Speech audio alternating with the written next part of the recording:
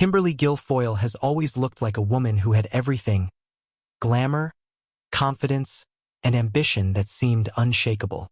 On the outside, she was smiling on television screens, walking across political stages, and standing beside some of the most powerful men in America.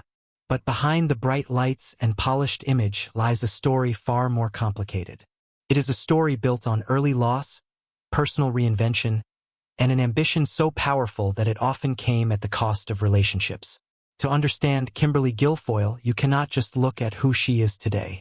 You have to go back to where it all began. She was born in San Francisco in 1969, the daughter of immigrants who believed in hard work and resilience. Her father, Anthony Guilfoyle, had come from Ireland with very little but carved out a life as a contractor and union worker. Her mother, Mercedes, was Puerto Rican, elegant, and nurturing. Together they raised their daughter with love and discipline. But when Kimberly was just 11 years old, tragedy struck. Her mother was diagnosed with leukemia, and within a short time she was gone. That loss devastated the young Kimberly. Overnight, her childhood ended. Her father worked long hours, doing his best to provide. But Kimberly learned an unforgiving lesson. Nothing was permanent, not love, not security, not even family. From that point forward, she vowed never to be powerless again. She poured her grief into discipline. At Mercy High School, she was a determined student, excelling in academics while also working to help at home. Friends noticed her intensity, her hunger to succeed, her refusal to accept limitations.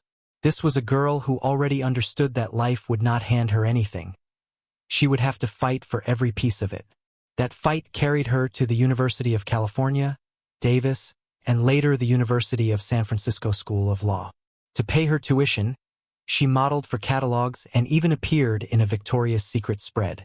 But unlike others chasing glamour, Kimberly treated modeling as a means to an end, paid the bills while law gave her purpose.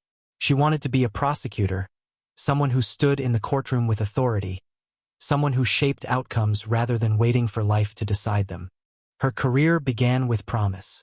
She worked as an intern at the San Francisco District Attorney's Office and quickly earned a reputation for her sharp mind and confidence. But in 1996, just as she thought her path was secure, she was suddenly fired. A new district attorney had taken office and swept out old staff to make room for his allies. Kimberly was not dismissed because of her performance.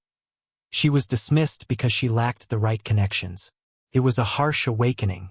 Talent and ambition weren't enough. You had to understand politics, networks, and alliances.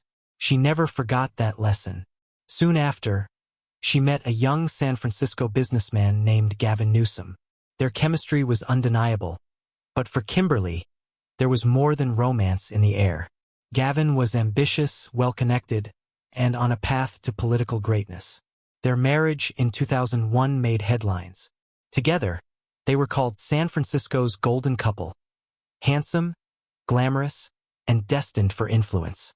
Kimberly stood by Gavin's side at political events, smiling for the cameras, while building her own career in law. They were, in many ways, a partnership of ambition. Her breakout moment came in 2002 with the Diane Whipple case, a shocking trial involving a woman mauled to death by 2 dogs. Kimberly was part of the prosecution team, and the case drew national attention.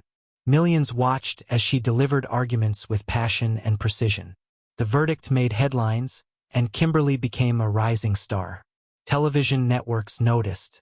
Suddenly, she wasn't just the mayor's wife. She was a household name. Offers poured in. Appearances on CNN, Court TV, and eventually Fox News gave her a new stage. And here, Kimberly faced a choice. Remain Gavin Newsom's supportive spouse in San Francisco or carve out her own identity in New York. She chose New York. In 2004, she accepted a television role just as Gavin was sworn in as mayor. Their marriage, strained by distance and diverging priorities, unraveled. By 2005, they divorced. On the surface, the split was described as mutual, but privately it revealed a truth. Kimberly would never sacrifice her ambition for marriage. Her second marriage seemed different. In 2006, she wed Eric Villency, a wealthy businessman from a family of designers. Together they had a son, Ronan, the same year. For a time, Kimberly seemed to have it all: love, family, wealth, and a thriving media career. Yet, once again, her relentless drive and the demands of her career created strain.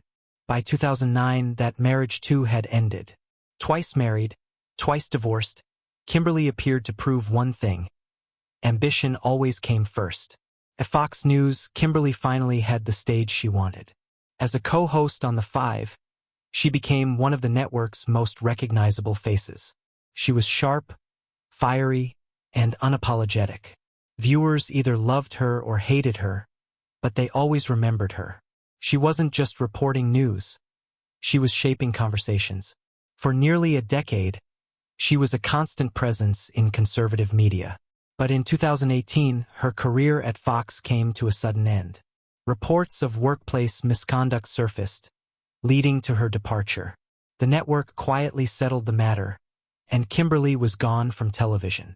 Yet if her career seemed over, Kimberly knew how to reinvent herself.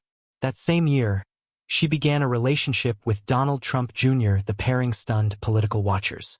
Overnight, Kimberly was back in the spotlight, this time on the biggest stage in American politics. She joined Trump's re-election campaign as a top fundraiser, traveling the country, speaking at rallies, and raising millions of dollars. Her speeches were fiery, her presence commanding. At the 2020 Republican National Convention, she delivered one of the most talked-about speeches of the night: passionate, theatrical, unforgettable. Behind the scenes, however, critics questioned her leadership. Reports surfaced of disorganization, of staff turnover, of tension within the fundraising team. Yet, as always, Kimberly pressed forward, refusing to step back. To her supporters, she was a warrior, a loyal fighter for the Trump family. To her critics, she was reckless and power-hungry. Either way, she was impossible to ignore. Through it all, a pattern emerges in Kimberly's life. Every chapter follows the same rhythm: tragedy, resilience, reinvention. Her mother's death pushed her to succeed. Losing her job pushed her toward political alliances. Divorce pushed her deeper into television. Scandal at Fox pushed her into politics. Each time the world thought she was finished, she rose again. And so the question remains: what drives Kimberly Guilfoyle? Is it love, family, or loyalty? Or is it something more enduring: ambition, the need for power, the hunger for influence? Her story suggests the answer. Relationships may come and go. Careers may shift. Scandals may erupt.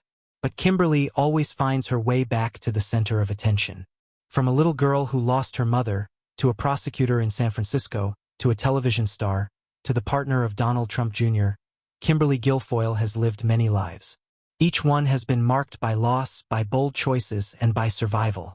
And if her past is any clue, her future will not be defined by the men beside her, but by her ability to reinvent herself yet again. Because for Kimberly, love may be temporary, but power is for